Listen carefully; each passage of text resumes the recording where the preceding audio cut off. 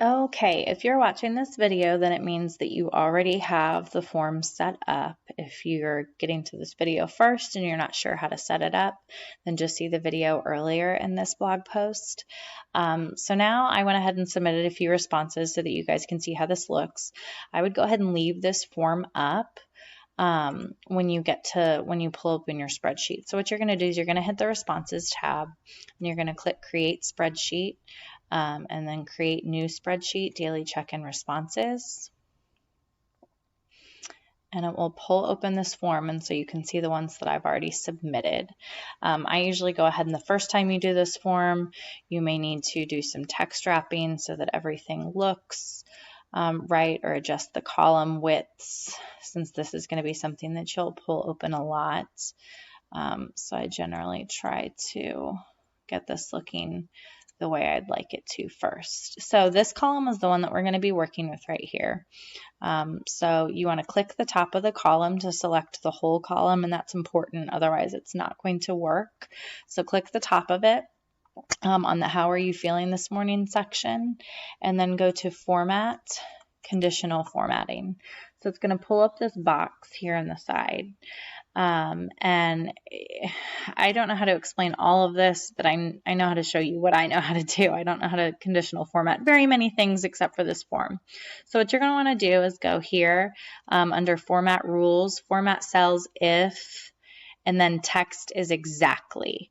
And so that's why you want to leave this pulled open. You're going to go back to the questions, and then you're going to click in these answer choices, and you're going to copy exactly what's in each of those boxes. So we'll start with the top one, and then you put in the response, and then it'll have a default style. So what you'll want to do is you want to select whichever color that you want it to pop up in.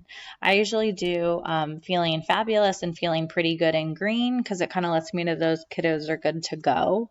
So you'll see how as soon as I changed that, that it changed this color response here. And then I'll click add another rule. Text is exactly. I'm going to go back to this form. I'm going to grab this second option and go back and paste it. You could type it if you wanted to, but I just like to do it that way to make sure I get it exactly. It has to have the period, it has to have everything.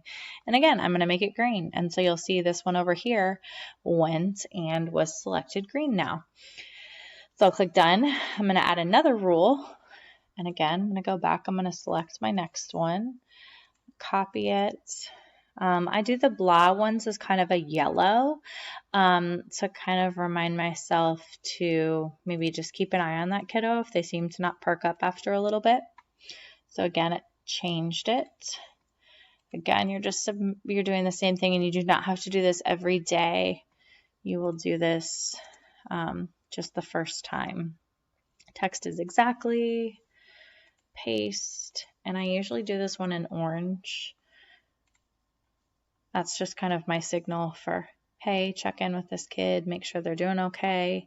And then my last one, I always do in red. That reminds me to stop and check in with this kiddo, because I need to see what's bothering them and how I can help them. So I make that red.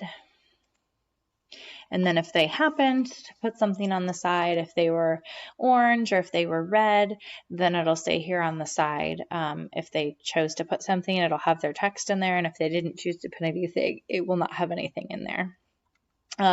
Something that I found helpful last year is I made a teacher check-in column within the spreadsheet, so that every day that I went through this, we had specials right when we got there, like 15 minutes after the kids came in. So I usually pulled this up right after I took lunch count and checked this form just to kind of make sure that I checked in on these kiddos before they went to specials. You could actually add a lunch count option to your form, and then you would have everything in the same place. So if I checked in with this kiddo, I would just put a little X there to remind myself that I already checked in with them, or that I still need to check in with them. So you can do that as well. That's totally optional. So now anytime anybody submits the form, so if I were to go through and submit this again, so we'll say like student 10, and and said, I'm feeling pretty good. Click next, submit. And then when I refresh, or excuse me, it's Google. I forgot I don't need to refresh. Then it will pull that up. So you can kind of see everything real time. And so the only thing that I've not found out how to do, so if anybody knows how to do this, please let me know. I look at this timestamp on the side, and so everything right now is going down. You can change this so that the timestamp, so that everything is going backwards from basically like a Facebook feed, so you see all the newest stuff first.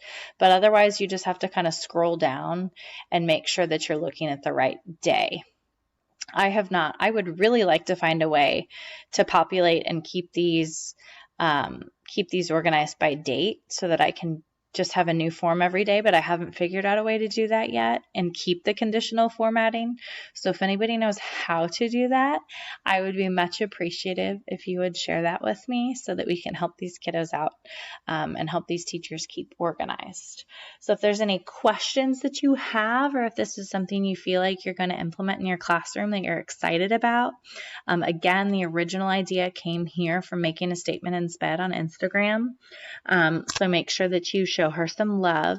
Leave me a note in the comments with any questions that you have, or if you're excited about using this in your classroom. I'd love to hear about it. So again, thank you guys so much for watching these tutorials, and I look forward to helping you guys implement this in your classrooms.